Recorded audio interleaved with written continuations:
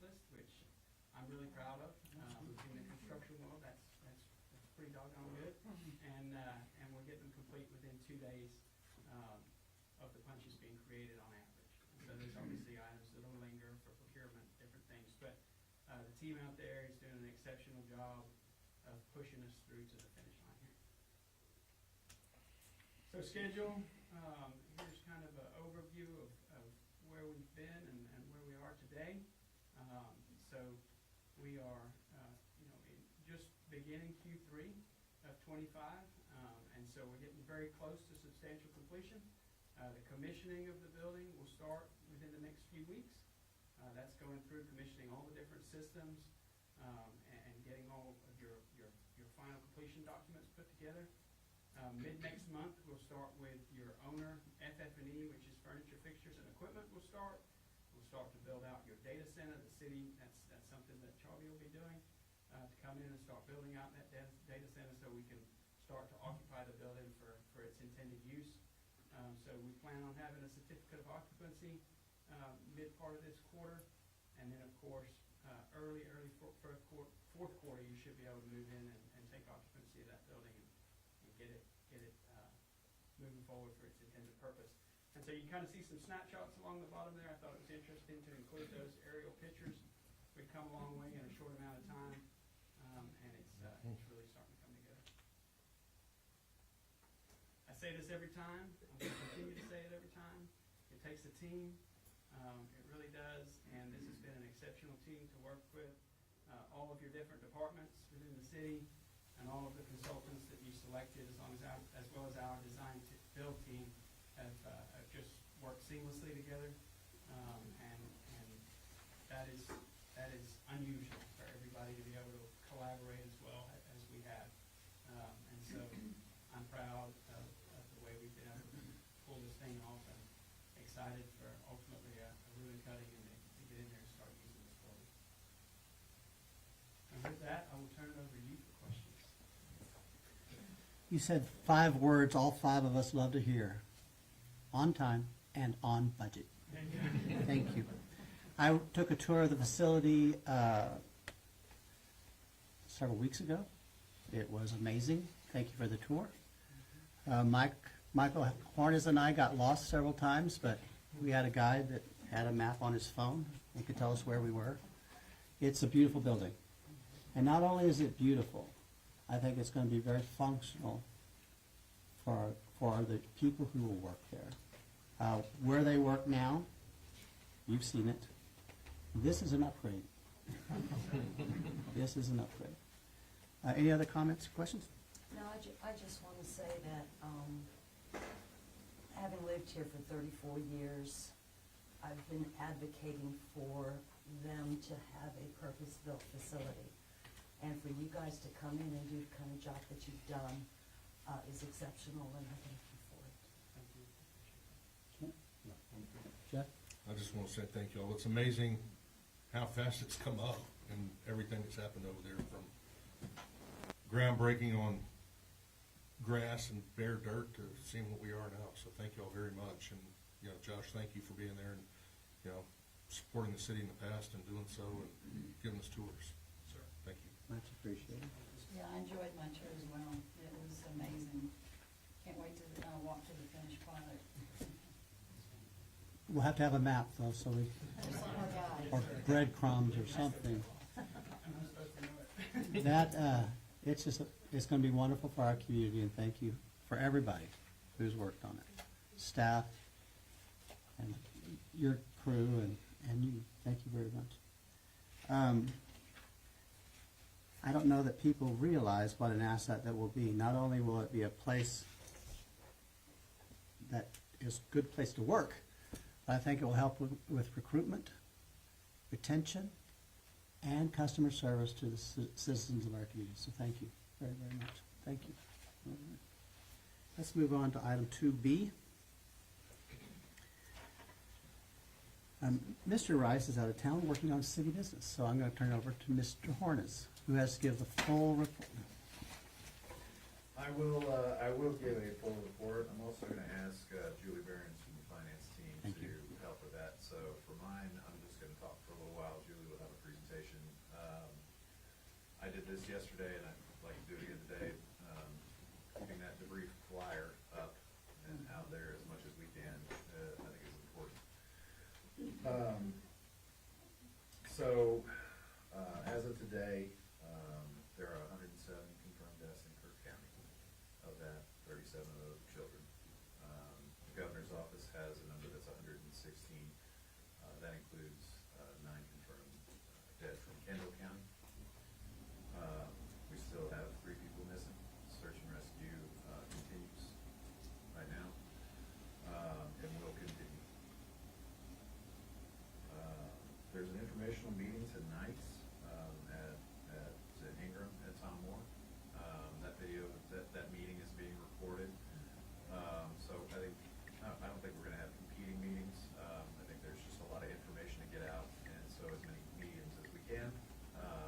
The next item on the agenda, Kelly and the folks from TDM and all the other agencies will talk through a lot of that process. So much information as we can get out, as often as we can do it. I still say talking to people face to face is the best way, so we've had a lot of great discussions with people about helping get this message out, and they've been really kind to do so. So you'll hear about Kerr Together, which is kind of the main landing page for a lot of that information. It's a great resource, and staff did a fantastic job along with the state getting that put together. So, to my piece, I guess, my portion in this is debris.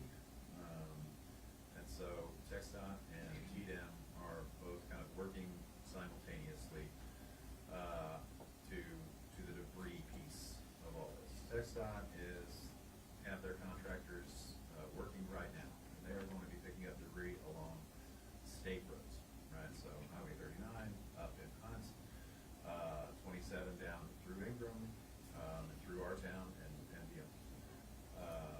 Texas Department of Emergency Management has closed out their solicitation for contractors as of yesterday. I believe they're picking them today. And so the hope is that those folks will be out towards the end of this week.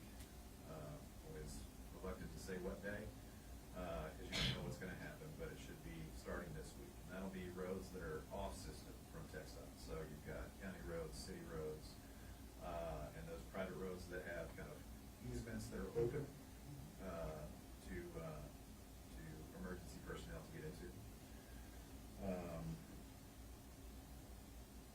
On that flyer, you will see it asks folks to place that debris in the right of way, right? So on a city street, you'll see in that image, there's a curve, there's the strip between the sidewalk, placing that debris there, trying to separate that out into several piles. So construction debris, vegetative tree debris, white goods, as they call it. Learn all these new terms and new acronyms. But white goods being refrigerators, ovens, things that would go to a recycling center where they can dispose of it properly. And then you have electronics, hazardous materials. And then lastly, in this, we have items that are registered with the state of Texas. So vehicles, trailers, boats, anything that has a registration and ownership can be tracked. All of these things are gonna go into separate locations. So construction debris will be going to the landfill, transferred down to San Antonio. We're doing everything we can to keep up with that and to ensure that Excuse me? their pickups come quickly, and then that stuff gets moved down to San Antonio. We have talked with TCEQ about opening up portions of our landfill should we need to, if debris comes at a pace that they can't keep up with for the transfer. So that's construction debris. The soccer fields at Loop 534, adjacent to the landfill. That is where the vegetative and tree debris is gonna go in town. There's also a separate site in Centerpoint. Centerpoint ISD has 30 acres that they've allowed TDM to use as well. And so they're gonna place all those trees, all that vegetative debris down there. It's gonna sit for 60 days to dry out. And then they're gonna use what's called an air curtain incinerator, which is essentially just a firebox.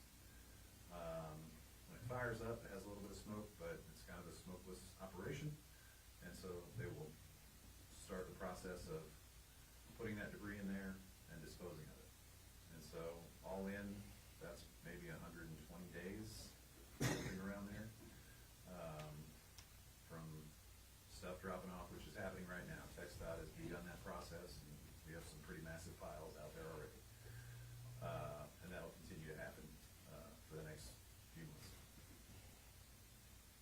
The recycling centers in town, so we have Scrap Solutions and Kerrville Recycling, one in Ingram and one, just beyond, city limits, past the airport. That's where those white goods will go. Either the, recyclers themselves will pick up that debris as it's placed in the right of way, or folks have already begun kind of taking that stuff out there. If it is left, which is what I hear it usually isn't, by the time they get around to it, that stuff will be picked up and taken to those centers by the contractors working for the state. Kerrville Recycling has also agreed to kind of house, vehicles. And so, some of the vehicles have already been, hauled off, by private landowners, taken by, wrecker services. The sheriff's department and the police department are doing their level best to kind of keep up with all of that information. But as you can imagine, in the first couple of days, some of that stuff might have gone out. So we're doing everything we can to track it. One of the reasons we asked the recyclers to house that is because they wouldn't really incur lot fees as you would at a record yard. And I think a lot of this is gonna go unclaimed for a while, and, some if ever. And so, working through that process, and anyway, that was a kindness that they provided a portion of that, their area to account for that. Let me move on to kind of our internal damage assessment now. I spoke to some news folks earlier and mentioned it yesterday. This is just a damage assessment from the city of Kerrville's, property that we have, our lift stations, park facilities, the water treatment plant, not to include privately held property here in town. So we received estimates from our insurer that had a range from between $3 and $11 million for what we've had them review thus far. That includes the water treatment plant, all sections of the river trail, park systems along the water that were damaged, KSP, the cabins along KSP, virtually everything at Louise Bay Park, Guadalupe Bay Park, Lowry Park. And some lift stations throughout as well. So pretty hefty list. And so again, that's just a range because it's not a full detailed assessment of it, right? We'll have to go, and we have started that process at the water plant now. We have an emergency request repair into, TDM, which they call a STAR request. And so, we're gonna have cranes out there, we're gonna have to dredge a portion of the right in front of what is called the raw water intake, where the water comes in from the river, to clear out all that debris and give staff, a chance to get in there and clear that out. And, so that's in process. As we said before, we have been utilizing, well water and can continue to do so. We certainly wanna get started on that project, cause the sooner, it's gonna take a while to work through that. And so Stuart and his team have been diligently working with the folks, at the state to help work through that. The river trail itself, we have a bridge that's washed out on 534, right above it. Parks, most affected parks, Lowry Park, Louise Hayes Park, obviously Guadalupe Park, KSB.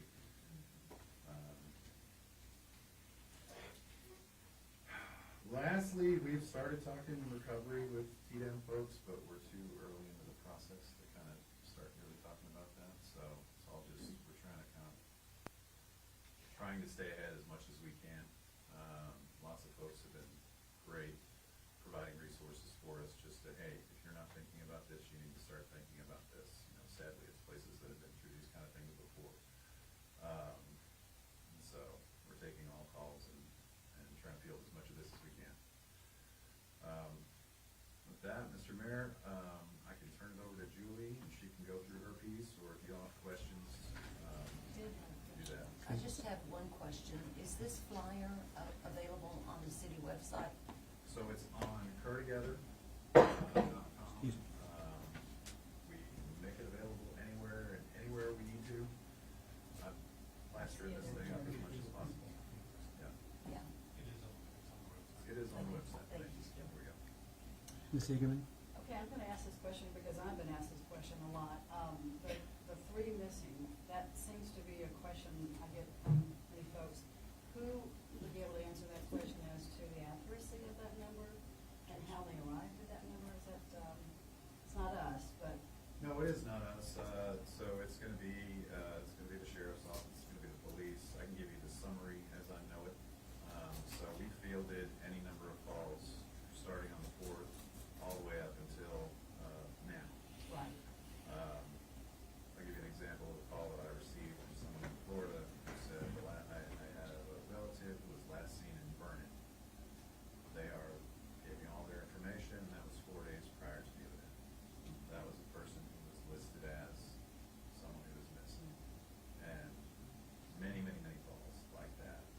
And so through thousands of people working to kind of vet every one of these, they have determined that those people were not here, have been found safe, do not exist in some cases, and reduce that number down to those three. Thank you. I just needed a little bit of an explanation myself, so. Chief, does that suffice as an answer? Yes, sir. It's actually the Texas Department of Public Safety is tracking all the missing and deceased. Yeah, DPS, sorry. Jeff? Anything? Kip? Brendan? All right, well, we can go on to Ms. Barrett. Good afternoon. So as Michael said, we each have our own role within this event.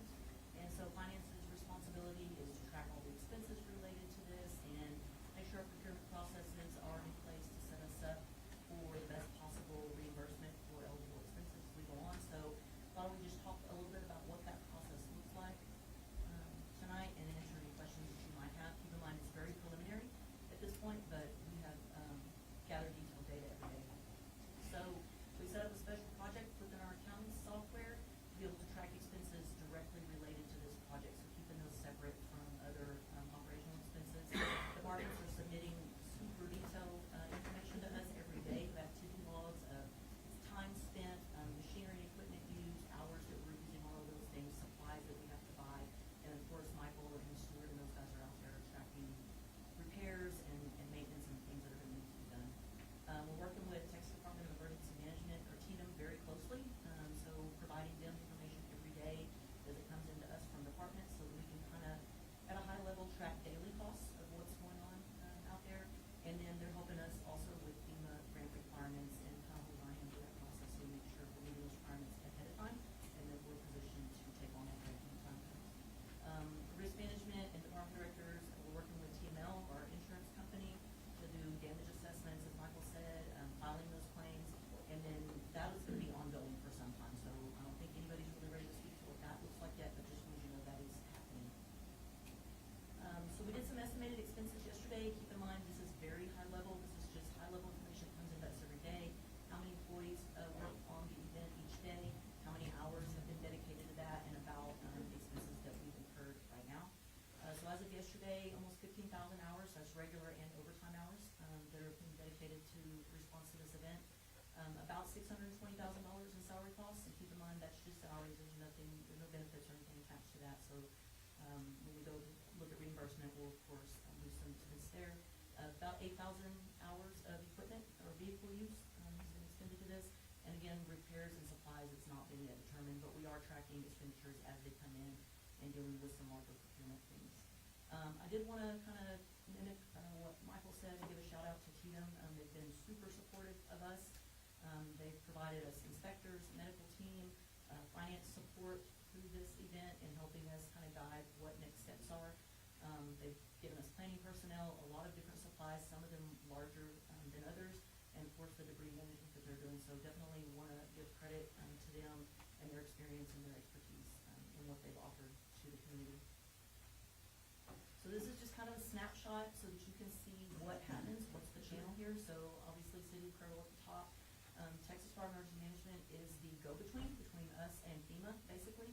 And they have two buckets. So as Michael said, they have the emergency response things, so the things that they're paying for out of their budget. So that's what he mentioned, the STAR request. So if we have a request for something, we put it into them, and if it's approved, then it stops there. And the city's not responsible for it at that point. And there's been some pretty big dollars expended up to you. And then the recovery, which is really more where our team comes in, and that is tracking the expenses that we're incurring every day and reconciling those, and then working with TML to determine what is the actual claim, what's the reimbursement gonna be, and then kind of the delta between what the cost is gonna be of repair replacement. And so those are the expenses that we'll then have to work through, compile, and then get ready for the FEMA grant, which will be down the road. So next steps, we'll continue to track those expenses every day. Our department directors are doing a great job. Every department has assigned a point of contact, and so they're compiling them as a team and sending them to us in detail every day, and we're determining what is eligible, what is not, and then working through a reconciliation process on that. Again, we'll determine the variances between insurance reimbursement and actual costs, and then start working on getting things ready to prepare for FEMA. So it's gonna be a long process. We don't expect to see anything for probably 18 months or longer. We've been through this before in two separate incidents, once with COVID and then once with winter storm. And it is a very long process, very tedious process to get to that reimbursement process. But we're committed to it and think we have the process in place to be successful. Okay, I have several questions. Please. Can I start? Please, go ahead. Okay, first of all, Michael, thank you for everything that you've done up to this point, and also Julie, for the tracking that you've been doing. I'm concerned about the accuracy of those numbers. I know that on the kerrtogether.org or that website, there was a QR code, and Delane and I were manning the entry at the EOC for 3 days, and that QR code that was supposed to signify you checking in and checking out, it was supposed to compile your hours daily, and that didn't even show up until like the third day. Yeah. And so all the hours that were spent by all those volunteers prior to that third day, none of them were checking in and checking out. So I feel as though the numbers are way more than what is indicated on here.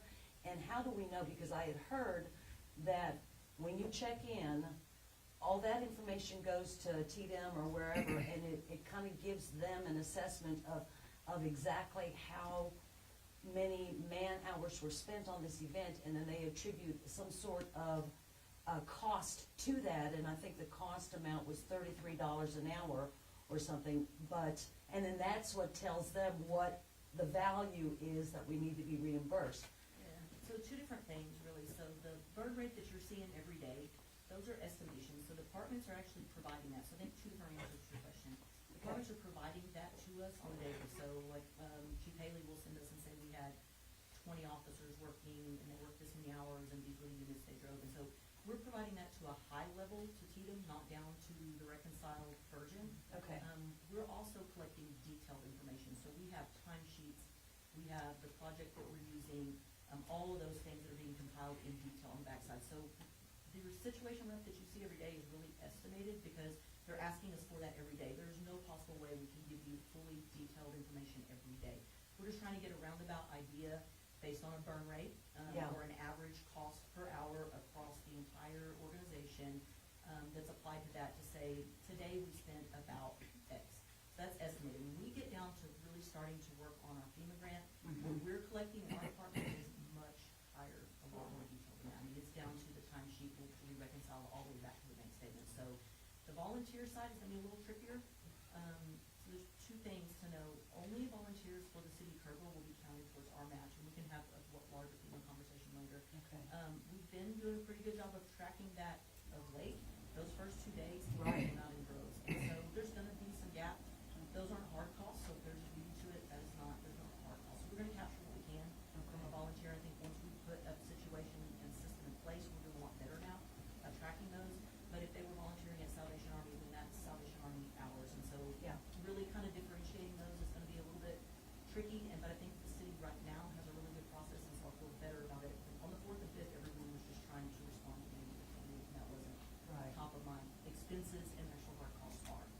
just we're wanna be comfortable with sure that. we capture Yeah. everything we can. Yes, okay, yeah. It's gonna be tricky, but we're gonna get as much as we possibly can Okay. as far as tracking on those, assault calls. All right, thank Kent, you. you have anything, Kent? No. Jeff? No, sir. Elaine? No, but I remember, the first time I met you, Ken, is that right? Okay, it was at the landing when we had that meeting, and I think it was a week and a half after the 4th. That's when I finally realized what the QR code's purpose was. So I do think, I know what Brenda's saying, we were just so inundated those first couple of days. We just saw that and thought, oh, it's a head count for dinner or something. So anyway, there's probably gonna be more than we know Right. came. I don't know where they went though. They may have gone to Salvation Army or somewhere else, so. We're doing the best we can on those Right. kind of things for those first few days. It's a great idea though, Yeah, because everyone has a plan. So these are include, I'm just asking Brenda that included volunteers, so we're not getting reimbursed for volunteers. No, but it So gives, no, but it counts toward our portion of Yes. what we're required, to match the grant. So FEMA said they're gonna pay 75% of eligible expenses, and we're responsible for 25. Any in-kind, donations that we were to receive will count against our 25%. So FEMA has calculations that they use for X man hours is this much per hour, and that's how they base their eligibility. So equipment has a rate and vehicles have a rate, and so it's very detailed and very kind of complicated, but, basically it counts towards our total responsibility of the expense. So it helps us, the volunteer hours do. So the CERT team, was managing the traffic. Right. I didn't know if any of us signed in or out, so there's somebody who would have all those hours. Right, someone at DOC is tracking most of that, and we're reporting that in, and, once we get through next week and budget, we're gonna start doing that stuff for the parks. So we're gonna be digging in a lot more to that. Right now, we're really focused on tracking hard costs, because we need to know what our out-of-pocket is, and then what is actually eligible for reimbursement. That's our number one priority. And if I'm not mistaken, can you still go in and, register and put the hours? Cause I didn't know to do that the first couple of days, and then at the end of the week, I went in and put 38 hours. I mean, I added it up. And it Kelly took could it. probably answer that better than I can, because she's been working a lot more with volunteers than I have, but we can. So I was just thinking, Kent, if you didn't, Yeah, or we I can, think it you doesn't have to still- come from there, we may be backtracking and having conversations about this, we will be having a lot more conversations about this time. okay, great. I can speak to tracking at the UOC is gonna be probably one of the easier ones. It's the volunteers Right. outside Mhm.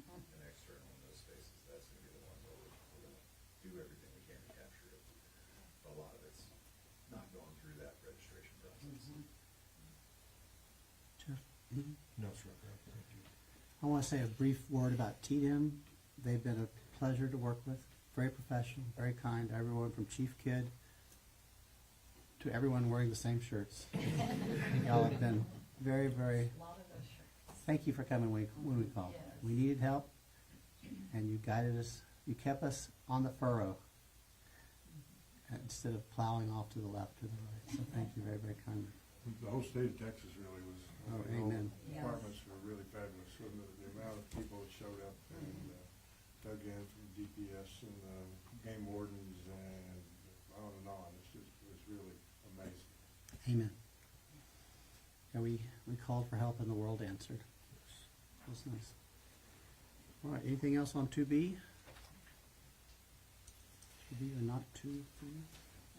Let's move to 2C, Community Recovery Update. Start with Ms. Hagemeyer.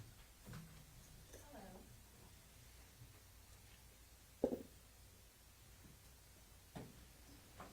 Good afternoon, Council. First, I would like to thank you and the city managers for the latitude given allowing our community the opportunity to stand up a community recovery resource team so quickly. We have a healthy amount of organizations presenting to you today, giving a very high overview of resources available to individuals and businesses and how the community can engage for assistance. So first, we will start with the American Red Cross. As you present, please state your name and if you care to your address for the record. All right, I am Melody Gajewski. I actually Texas. I'm just going here and have been here for about 3 weeks. And my address is 17304 North Lake Hills Drive in Johnstown, Texas, 78645. Thank you, ma'am. And this feels a little comfortable because I'm the commissioner of our planning and zoning commission, so accustomed to this process. So I want to thank you first for allowing us to come and share what we're doing in support of this activity. It's very tragic, and I want to commend you for the leadership that you've provided to the community. Advance these. Great. All right, so we are usually very quick to arrive on these types of events, and we focus initially on mass care, which is typically involves sheltering people who have been displaced. We had 2 shelters here initially, and I'm happy to say that the people who did evacuate to us and were housed by us over a period of just over 2 weeks have now returned to an ongoing location, and they no longer needed our assistance. We feed them, we counsel them, we take care of their medical challenges, and make sure that we then do casework with them and help them to transition into another location. So we still do have a shelter at the Notre Dame Catholic Church that is in what we refer to as standby. So all of our equipment is there. We have staff that can be there to open up within an hour or 2. And we're just keeping it there in that status until it's clear that there isn't anyone else who presents that doesn't have a roof over their head, a safe place to harbor. We have provided emergency meals and snacks to not only the residents, but volunteers and first responders. We've provided a lot of materials to fire departments and other locations, churches, who have been housing the volunteers that arrived. Because we are in a position to house residents and our own volunteers, but not the general public. So we made sure they had provisions if that was needed. We have provided some emergency supplies and actually documented working with over 600 of your households here just in Kerr County alone. And as everyone is aware here, you have, I think you've been blessed with a lot of materials, and with that comes a need to then distribute it. One of the ways we're trying to help in that regard is we have partnered with Goodwill, and we have helped them to acquire a warehouse and a storefront. So their storefront is now open. We have our volunteers working in concert with them, and everything that is in that storefront is free to this community. All they have to do is come in. It looks a little bit like a clothing store primarily, but there are other goods in there as well. And that's going to evolve it's only been open a couple of days, so I think we're going to see that evolve into being a very helpful way of getting things out to the community. We provide financial assistance to people who have damage to their homes. We partner in this instance with TIDA, and they have done a significant amount of damage assessment, and we have a sharing agreement with them. And then anyone who contacts us who has not been done either by our staff or by the Texas Department of Emergency Management, we will then conduct an in-person visit to that location. And we capture pictures and the status of the damage, and then we go ahead and contact, if we have contact details, we will then be able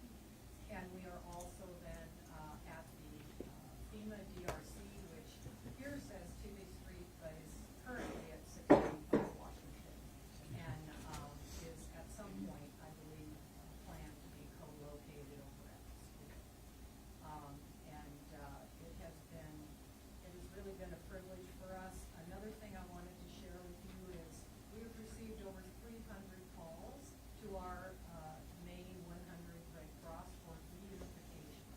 And we have been able to close every one of those. So someone has called us and said, my family member that was in the area, or I can't find them, and we have been able to close the loop with them on those individuals. And we do that in concert with all of you here locally. So experience other types of trauma in their family, all what we can only do is ask that they call us at 1-800 Red Cross.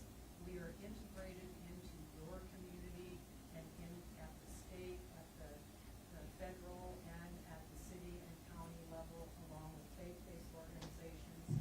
And what we learn, we obviously share with others. And we are doing the same QR code distributions with flyers and with business cards, just trying, anybody can register with us, and with the sharing that we're doing, we're able to make sure that if we can help them, one of your organizations can. So I'll just leave that and see if there's any questions. Any questions? Thank you for your service to our community. Yeah, Thank you. on behalf of the city, thank you very, very much for your help. Kelly, who's next?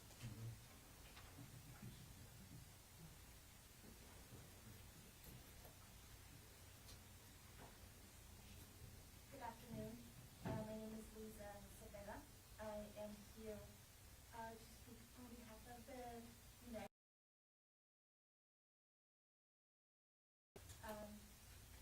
You might address, right? 8838 Digas in San Antonio, Texas, 78251. For those here that don't know, the 211 helpline is a statewide information referral helpline for health and social services. We are also responding disasters. Our main job and our main care is to make sure that we have the information, the current up-to-date information of what all of these wonderful organizations are doing on the ground, so that when someone calls us in need of resources, for disaster-related resources, we are able to give them the most up-to-date information. We are a 24/7 helpline. Right now, we have specialists or information referral specialists at the Family Assistance Center on City to make sure that if families come in, we are able to face-to-face connect them to any additional resources that they may need. Kerr County is part of our coverage areas. United Way of San Antonio's 211 helpline covers their county and the surrounding 11 counties, Kerr being one of them. So this was very important for us to ensure that we are present and to take care of the community that we serve. As I mentioned, we do resource navigation on the phone and in person. We make sure to disperse critical data to individuals that need it, our stakeholders, city council, whoever needs our information, we are happy to share. Number of calls, what are they calling for, what are we still needing? This helps us stay with the pulse of the community because we are talking directly to the community, right? So we make sure to gather that information. We also have crisis intervention to make sure that we connect individuals with mental health resources, and we're also doing that on the ground here in Kerrville, face-to-face. And then one of our biggest things that we do is we do respond in disaster. So we want to make sure that the community as a whole are getting the information that they need, up-to-date current information, so that they're able to access and receive the services that are available to them on the ground. Additionally, the United Way of San Antonio and Barrett County has started a fund, United with Kerr Fund. So far, we have raised $1.4 million that will be distributed directly to local partners here in Kerrville to ensure for that long-term recovery. These will help cover basic needs, food instability, housing, whatever it is that we get from our information at 211 that this community still needs in that long term. We're going to be able to partner with local organizations, the city, the county, whoever we need to partner with in order to make sure that individuals here in this community get the help that they need. Thank you so much. Any questions or comments? Thank you. Thank you so very much. Good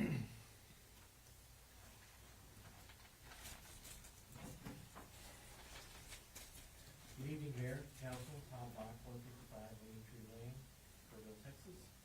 I want to thank you for your leadership during this time of gathering of our community, and I want to thank you, Mayor, for the request for prayer as well, too. That's what's going to make us stronger and better and get us through this.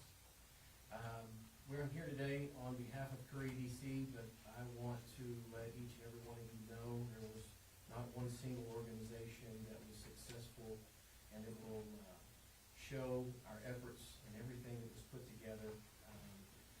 Many others, besides those badges that are on this, came together at the time of need and helped us through this first stage, which is what we call our short game, and then we are going to talk about long-term recovery as well. So we started very early on, launched and branded the Kerrville Together. We spearheaded Kelly Hagemeyer, myself, and Mindy sat around the table and decided and understood the magnitude of the situation and determined at that time we needed to create a team, a task force to help us through our processes and what was our next steps, and called on former Mayor Judy Eichner, Ray Appel, who is here, put together a team that coordinated and helped us as we were coming up with programs to put and launch for the impact of our local businesses, and coordinated a cross-agency coalition. We then engaged leadership from the City of Kerrville, Kirk County, KPUB, the Chamber, the CVB, and all the local nonprofits to come together and determine what was the best course of action immediately for our local business community within Kerrville and within Kirk County. One of the things was to deploy a business intake form, which was a sheet put together to go out and find out the immediate needs. Judy Eichner gathered a room full of realtors, gave them their marching orders, and went out immediately with one task, and to go out and hold their hand and give them a hug. And I must tell you, the feedback that I received from the business community and from the realtors and the response of the business community was overwhelming. The form was filled out in real time, and we're watching it grow. And from that point, we started using, again, Kerr Together as a way to collect all this information and data. Judy mobilized these ground teams, literally going door to door, gathering the information. At that time, we knew then we would need to collaborate with the Chamber Foundation and try to establish a formal grant review and disbursement process to get money out to these businesses as soon as possible. We were using data that we received from other EDCs in areas about a time frame, which was most critical in order to get that money out. And if it weren't for working with our local banks, head up by Greg Appel, we're now calling our local banking family, our foundations, the state partners, the Office of the Governor, we were in contact with, and trying to determine ways to give immediately relief to the businesses. When we were working at this time, we were introduced to TEDM, the office, through the Office of the Governor, their Economic Development Tourism Department, and the SBA representatives that were gathered up through Greg and the local banking family. Put together quite a few meetings extremely fast, wherever to go through and gather up what the best ways to go about in dispersing these funds. And thanks to a lot of gracious donors, and especially the Community Foundation, we were able to get that out extremely rapidly. Also through the Curry DC and our task force, drafting press releases, talking points, and messagings to promote the awareness and encourage additional donations for our community. Also would like to say that who's not here this evening is Teresa Metcalf. She is a former Curry DC employer and has been on retainer with Curry DC as a contractor, flew in from Colorado, and her and my daughter, Ashley Box, were just phenomenal in helping orchestrate on such a short staff and get so much done working around the clock.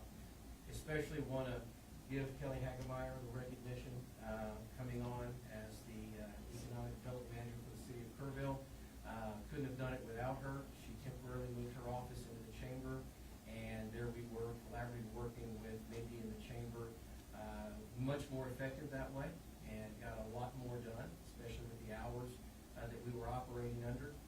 And Mayor and Council, one thing I want to leave you with that is of the utmost importance is the definition of long-term recovery.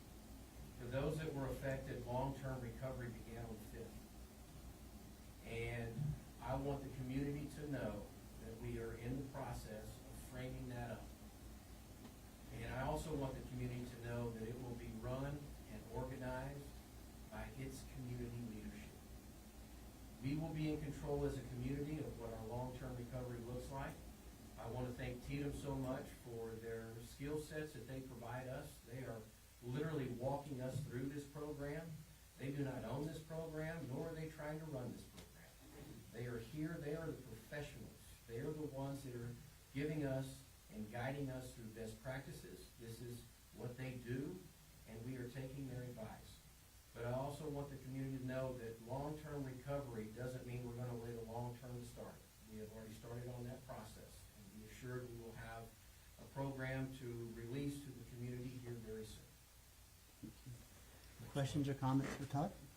Thank you for all your long hours that you put into this. You're doing a great job. Yeah, all of you. And Todd is a former mayor of the city of Kerrville. Next.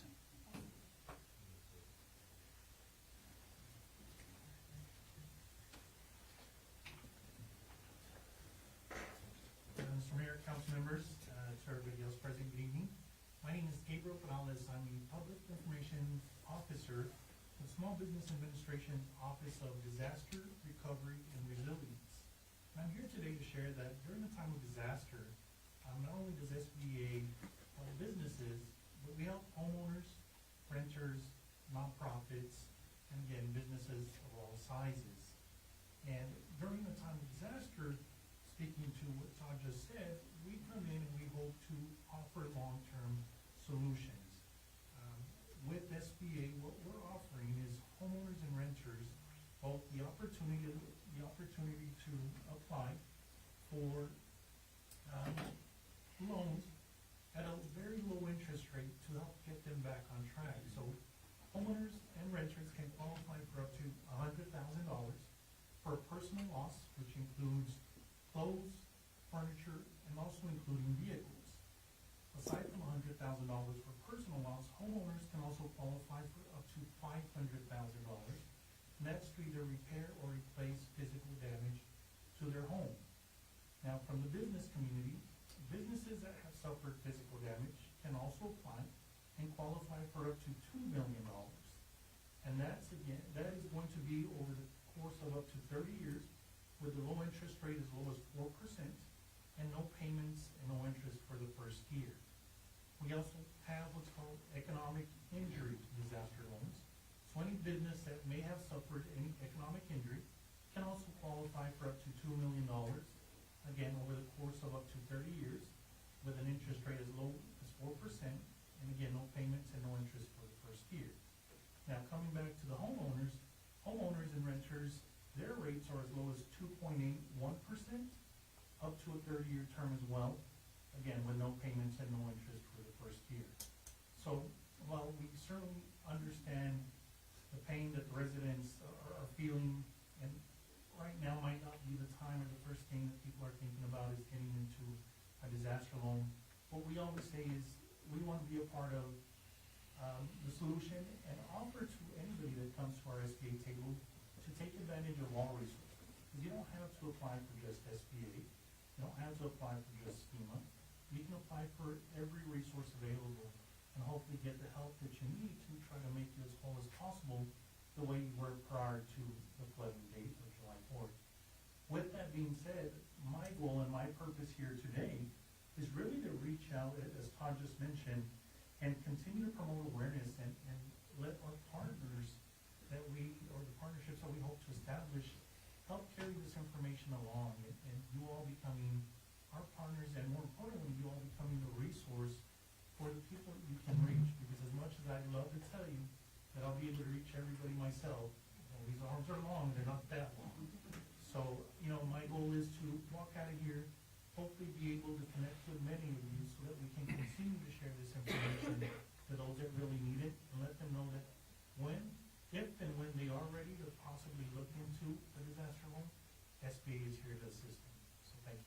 Thank you very much. Thank you. Any very questions? Yes, would you, give us your name again and a way to contact you? Yes, I'm sorry, I apologize. That's So my okay. name is Gabriel Perales, PIO officer, and I give you my address, but I go from disaster to disaster, so it's Well- whatever hotel I'm at. Email or so- phone number or? But you can reach us, or actually, let me give you the website, I didn't do that, so I apologize. People can apply either online at sba.gov/disaster, or by calling our 800 number at 800-659-2955, or we are also currently housed again at 625 Washington, the First Baptist Church, which is a disaster recovery center. And we also have a business recovery center right across the street on North Street. So if any business would like to maybe not go to the DRC and go straight to the DRC, they have that ability as well. But I can also be reached at area code 916-866-2903. Thank you. And absolutely, I'm happy to help anybody who's interested, and hopefully we can continue to pass this information along. So thank you. Thank you very much. Thank you. Kelly?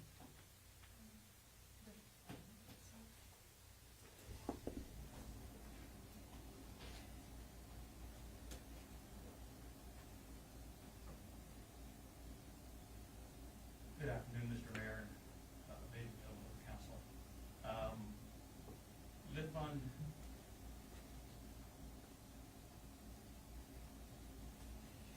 Lit Fund has been around, for those of you who don't know it yet, we've been around for 32 years, based out of San Antonio, headquartered in San Antonio. Our mission in normal times is to help small businesses obtain capital that cannot obtain capital through normal channels such as traditional banking. Let's skip our mission and vision statement. But in our history of 30 plus years, we have made an economic impact across our footprint of $6 billion. Over 28,000 loans made, and have helped create 104,000 jobs. So what are we doing to help here with this unfortunate event? We launched our disaster programs in Kerrville on July the 8th. Now, I need to point out that Lit Fund does not have its own funding to do these things. So for us, we have to raise funds to be able to respond to these type of situations. So between the 4th and the 8th, we were on the phone, talking to partners, looking for funding so we can respond to this event. By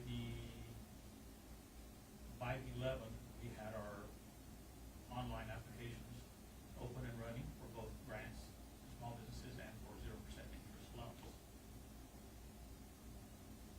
So as of July the 21st, which I'm gonna update this today, as of yesterday, we had $2.8 million in emergency grants,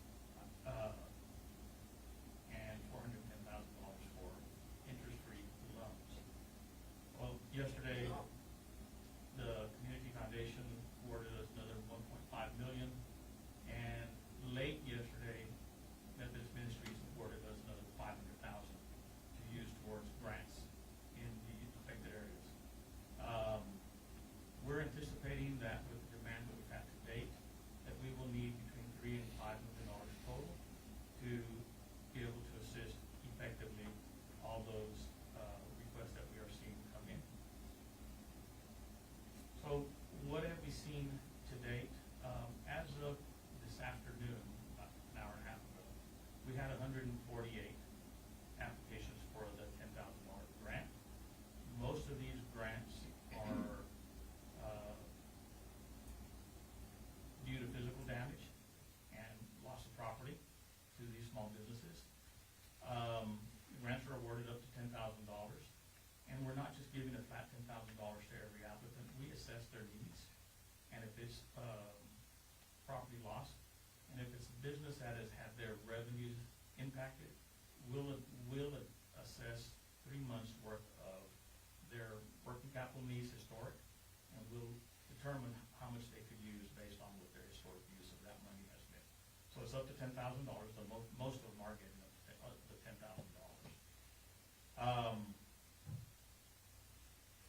One of the things I want to address here is So the funding that has come in from the Community Foundation, Wells Fargo, Methodist Ministries, HEB, Chase Bank, Citibank, I'm trying to remember which other one. All of this money, about 95% of this money is going directly to grants, not to fund any loans, directly to grants. The other portion that is left over is what we use to buy down the interest rate. So, for example, some of our funders will say, here's $100,000 to buy down the interest rate on the loan. So we are lending our money, our capital, and our funders, our partners are paying your interest for you to pay the 0% interest. There was a misconception that we were using the money that we're being granted to make the loans with, and when the loans were repaid, we would use those funds for other projects. That is not the case. We are funding the loans with our capital, and the money that has been given to us in grants is buying the interest rate down to 0%. So as of today, 147 grant applications, about 25 loan applications. Spoke about the details of the grant. We are set up here in Kerrville at the Happy State Bank location on Junction Highway. Thank you, Happy State Bank, Greg, for allowing us a space to operate out of so we can meet people in person. But the most efficient way to access our grant application is go to our website, which is www.liftfund.com. There is a banner that says Hill Country Disaster Relief on the homepage. Click on that banner, it'll take you straight to the grant application and the loan application. The loans are up to $50,000, and they're up to 54 months in term with a 0% interest rate. We do add a 5% commitment fee into the loan amount. Liftfund being a not-for-profit 501c3 organization, that 5% commitment fee that we add into the loan helps cover our overhead. And we need to keep our doors open so we can continue to operate and continue to help and respond in the future to small businesses across our footprint. Do I have any questions at this point? And I'm sorry, I did not introduce myself. My name is Adrian G. Gonzalez, Chief CDC Officer for Liftfund. I live at 4870 Laurie Michelle Road, San Antonio, Texas. Thank you for introducing yourself. Thank you for all you're doing. I've heard good comments from your work, so I really, really appreciate it. Any comments from council? Thank you very much. Thank We you. need to make sure that we also thank Greg, Of course. former EIC chair, but he's been instrumental in getting this information out. All the bankers are involved in here locally, Greg, so thank you for your leadership in that as well. Amen. Thank you, Craig. And just a comment, on behalf of the banking community, we stand ready to support the local businesses as well. We understand we have a role to play, and so we are ready, willing, and able to do so. Thank you, Greg. Thank you. Mr. Gonzalez, thank you. Who's next? I know her. I've met her before. Good evening, Mr. Mayor and members of council. My name is Mindy Lindley, and my new home is 1700 Sidney Baker Street, Kerrville, Texas. I wish I was kind of joking, but I'm happy to be there and happy to have a roof over our heads. For tonight's presentation, I'd like to give you a brief history of the Kerrville Area Chamber of Commerce Foundation, because it is a brief organization. Our mission statement was just evolved. I will say that on July the 1st, the Chamber of Commerce Board of Directors seated the last board member for the foundation board on July the 1st. And we know what happened on July the 4th. On July the 5th, we established the Kerrville Area Rebuilding and Recovery Fund Phase 1. Within 4 days, we were processing grant applications and dispersing money on July the 10th. Since this has been submitted, we have had some changes. I will tell you, unfortunately, there's fraud, and we are being very protective of our donors' money and our applications for our business community. So how to apply, you have to come in and talk to us. No longer can we accept applications via email. Who can apply? any business in our area, the Kerrville area.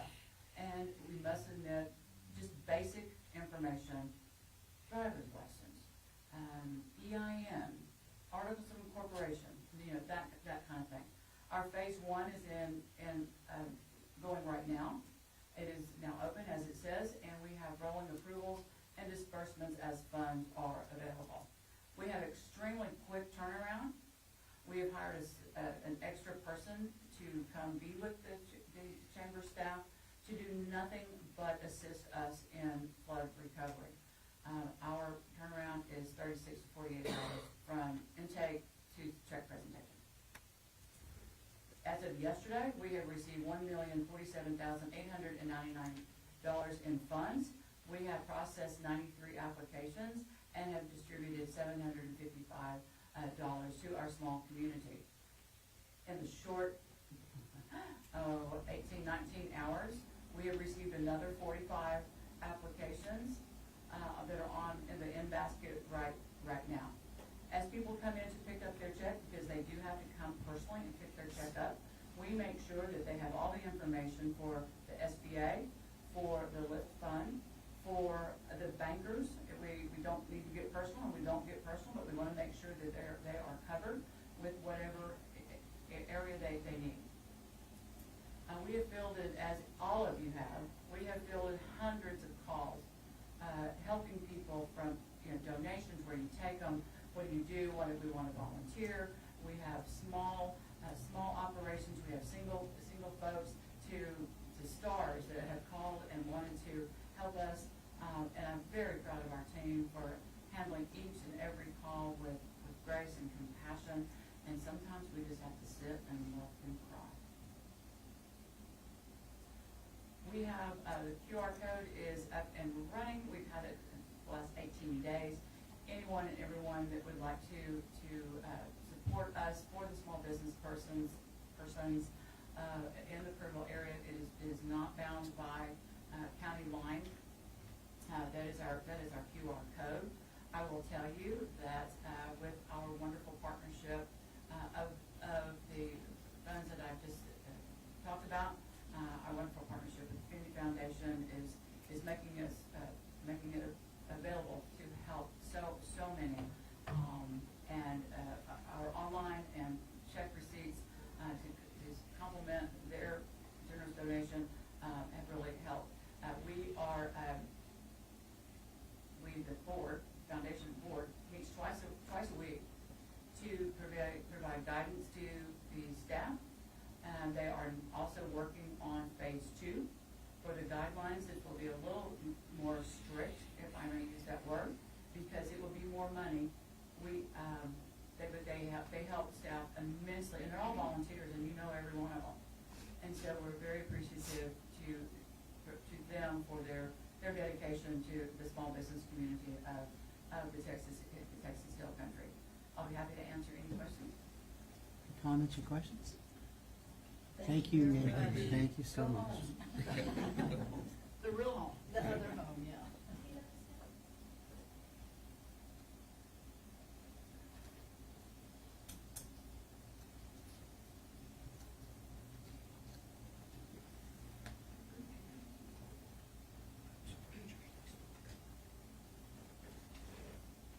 Good afternoon, Mayor and the council.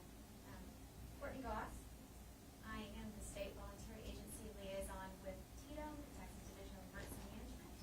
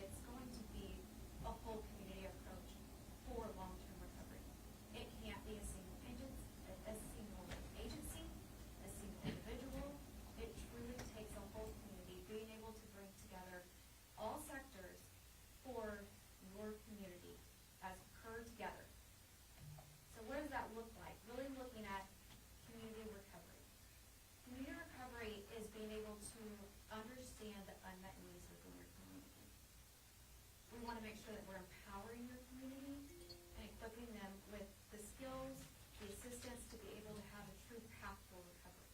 Being able to develop a recovery plan, whether it's for local business or local individual household. There's a lot that goes into it, and it really is long-term. So it's been, again, an honor to be able to start working with the community members, these agencies, organizations. We will commit to continue to advocate for voluntary organizations to come in and support your community. Part of our role is to be able to, and it's, again, an honor to work with these amazing voluntary organizations that work both here within your communities before disaster and those that come in after disaster. Those organizations that many might have not known ever existed that will continue to be here and have a role in your community. Long-term recovery is going to require money, manpower, and materials. Again, I'll call it the 3 M's: money, manpower, materials. Really being able to assess what is the unmet need. We want to be very strategic in identifying those within the community that have these unmet needs. We talk about developing that recovery plan, making sure that we are doing our due diligence and setting them up for success. We don't want to enable, it's part of the healing process, we don't want to enable them. We want to really make sure that they're utilizing their resources, they're walking through this path to recovery. I say this in that I do want to mention that it was stated earlier about how so many have come through this and have gone through this process before. I was a resident of Wimberley and saw my community go through this. You one day will look at the banks of the rivers and you will see hope again. It is possible. There can truly be beauty in the disaster, but it's going to take long term. It's going to take everybody coming together. You have been abundantly blessed with a lot of donations that you might not need, a lot of clothing, but you also have been blessed with a lot of dollars and attention. And so I ask again for y'all to continue to work together as a community across all sectors, coming together, playing a piece, being a very important piece of the puzzle, and knowing that again, it's going to truly be long term. Any questions or comments? Thank you. Thank you very much. Thank you so much. Thank you, Ms. Goss.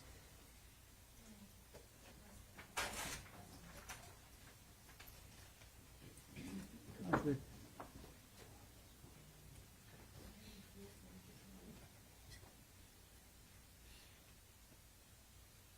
Technology, right? Hello.